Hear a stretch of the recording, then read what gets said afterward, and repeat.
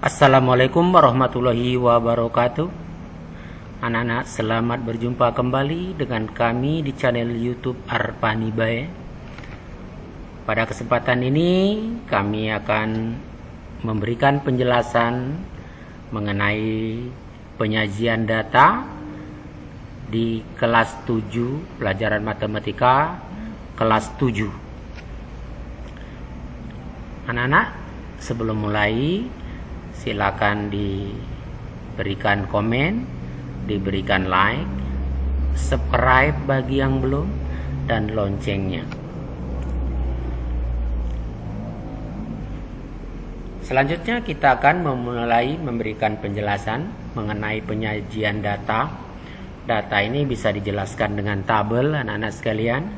Bisa juga dijelaskan dengan menggunakan diagram.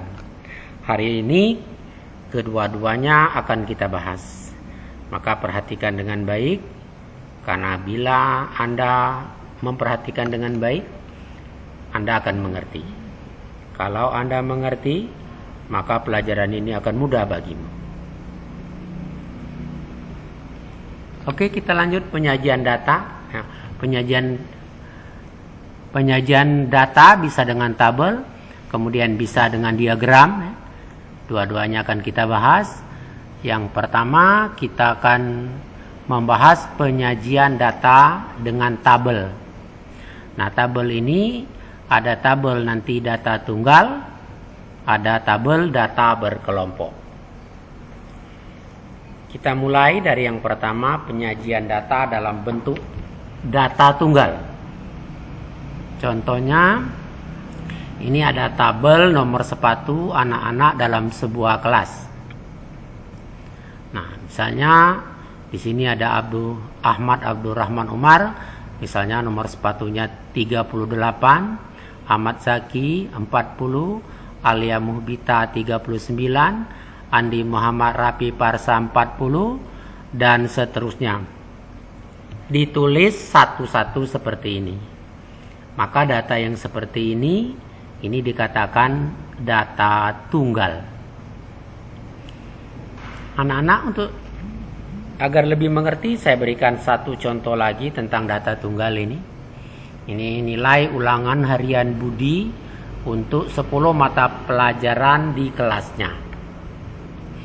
Nah, kita lihat misalnya Budi mendapatkan nilai pendidikan agama 90, PPKN 92, bahasa Indonesia 98, bahasa Inggris 88, matematika 84, IPA 85, IPS 88, seni budaya 90, PJOK 87, dan prakarya 83. Nah, nilai ini ya ditulis satu-satu seperti ini. Maka ini dikatakan data tunggal.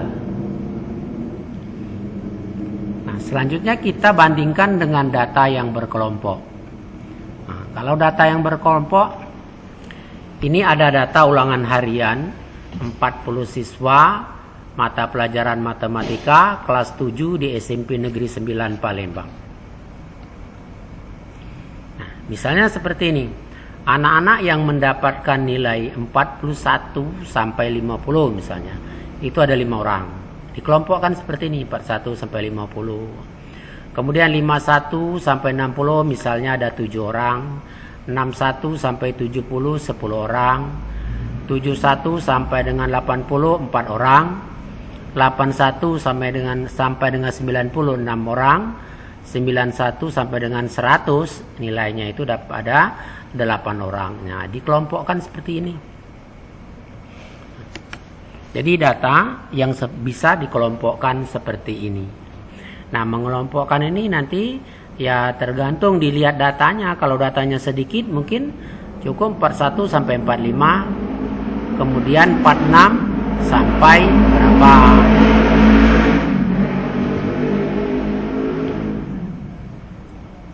Nah, kemudian kalau datanya lebih panjang barangkali bisa, kalau misalnya seperti nilai-nilai yang besar-besar ya, ukurannya yang besar-besar yang sampai ribuan, mungkin harus lebih lebar ininya. Ya. Kalau ini 9 ini. Dari 41 sampai 41 sampai 50 10 ya. Ini 10 10. Bisa juga dibuat 55. Bisa juga dibuat 15 15 dan seterusnya. Tergantung nanti dari datanya seperti apa.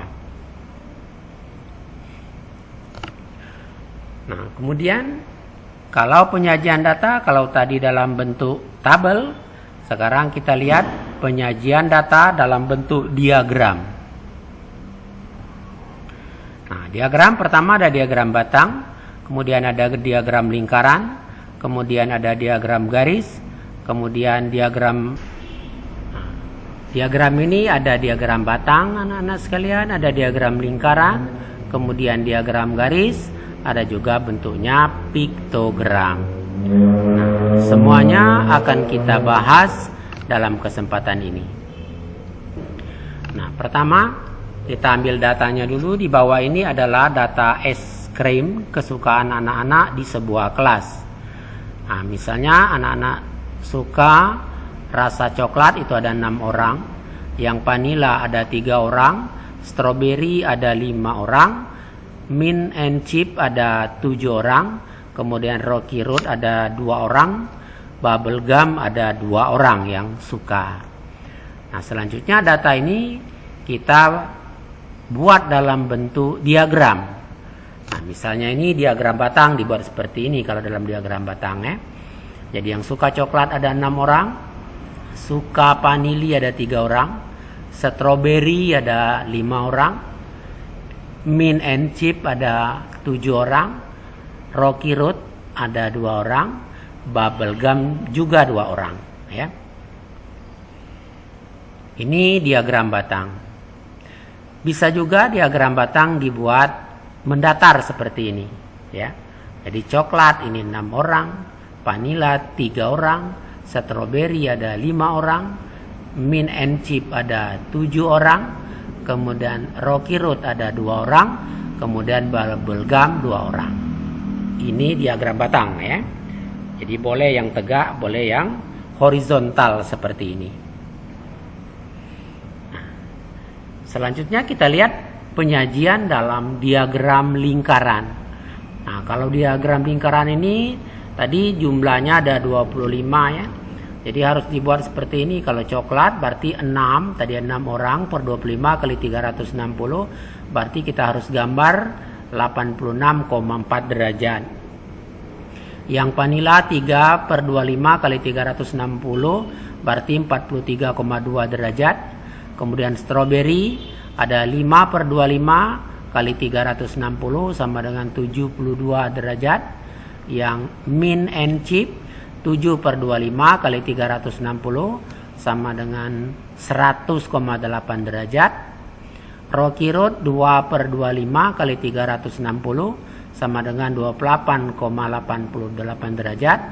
Sedangkan terakhir bubble gum 2 per 25 kali 360 sama dengan 28,88. Ini untuk menggambar dalam diagram lingkarannya, menggambar setiap bagiannya.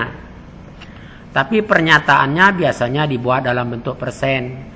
Maka untuk mencari persennya kita cari lagi persennya. Ini tadi adalah 86,4 per 360 ya. Kali 100% berarti 24%. Selanjutnya adalah 43 per 360 kali 100%. Selanjutnya strawberry itu adalah 72 per 360. Mint and chip adalah 100,8 per 360. Rocky road adalah 28,88 per 360. Kemudian bubble gum 28,88 per 360 kali 100%. Maka kita dapatkan 24, 12, 20, 28, kemudian 88. Nah, menggambarnya seperti ini ya. Ini gambar diagramnya. Nah, ini ya. Tadi yang kalau yang ini coklat 24 tadi.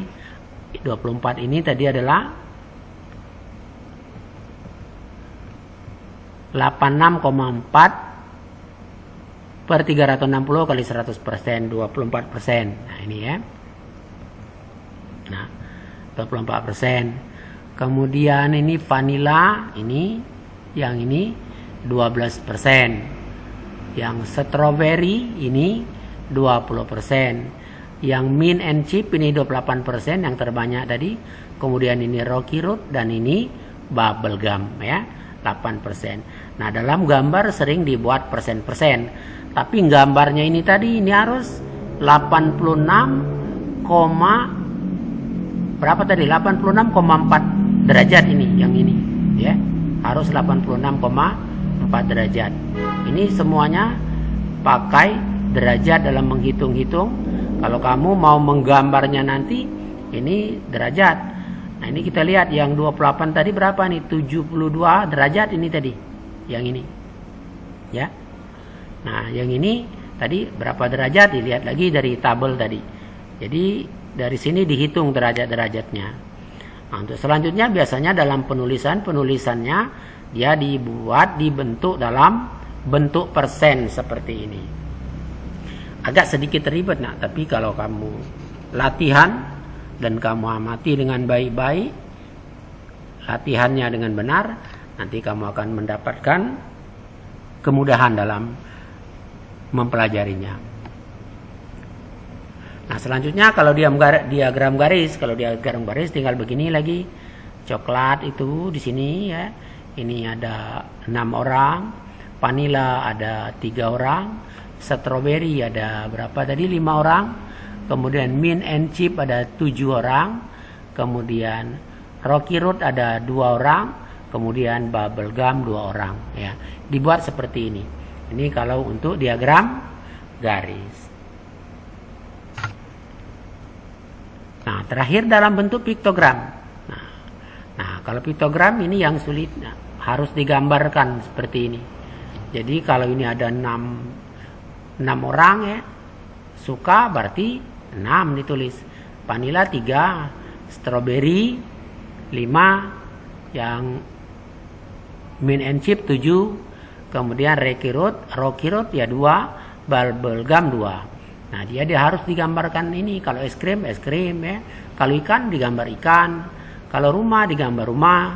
Kalau orang misalnya digambar orang. Nah, ini agak repotnya piktogram ya. Ini enak karena cuma 6 ya. Bagaimana kalau 50 misalnya? Repot kan menggambarnya 50. Maka ini salah satu kelemahan dari piktogram. Nah, selanjutnya anak-anak sekalian, untuk menguji kemampuanmu untuk melihat apakah Anda bisa dan menguji apakah Anda paham dengan materi yang baru saja kita bahas tadi. Silakan Anda mengerjakan soal ini. Ini ada 3 soal. Ada untuk data tunggal, ada nomor 2 data berkelompok, kemudian nomor 3 data dalam bentuk diagram ya. Nah, yang data yang berkelompok nanti kamu buat, ini data terendahnya 50, berarti kamu buat misalnya dari 50 sampai dari 49, bisa dari 50 sampai 69, kemudian dari 60 sampai dengan 79 bisa buat seperti itu ya. Nah, dan selanjutnya ya, jadi dibuat kelas-kelasnya dan nilai terakhirnya 100. Yang penting nanti Anda bisa menemukannya sampai 100 ya, di kelompok-kelompokkan, atau dibuat kelompok 50 sampai 60, kemudian 61 sampai dengan 70 dan seterusnya. Assalamualaikum warahmatullahi wabarakatuh.